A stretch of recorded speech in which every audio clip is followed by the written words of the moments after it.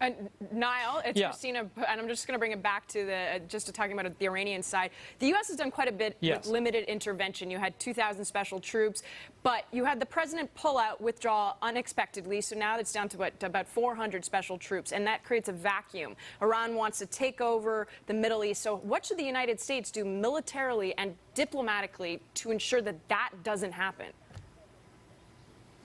Yeah, that's a very good point, actually, because Iran clearly has major strategic ambitions inside Syria. And I think it's vitally important that the United States sends a message as well to Iran that it is also playing with fire in terms of any further intervention in Syria.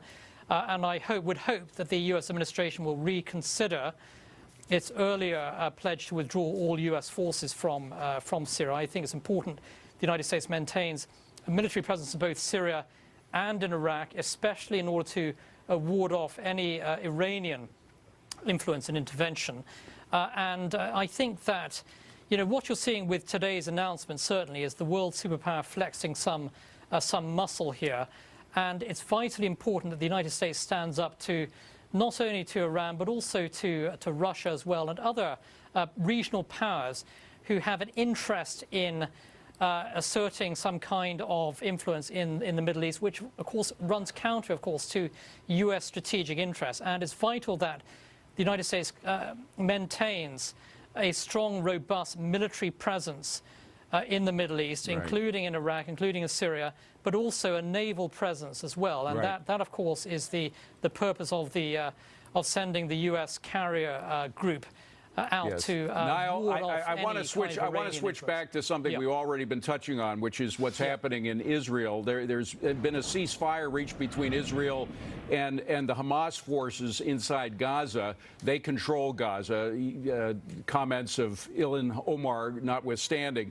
Netanyahu says they are preparing for a larger conflict, and I just want to know what your thinking is. Is this just the beginning of something a lot bigger?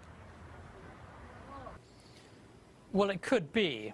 And, the fact is that Hamas and its allies, including the Islamic Palestinian Jihad, which is directly controlled, actually, by Tehran, they fired about 700 missiles into Israel over the past few days. And this really is an act of war. And Israel is rightly defending itself against this terrorist aggression here. And let's not forget who is directly behind these attacks on Israel. It is certainly Iran. And so Iran certainly risks sparking a wider regional war here.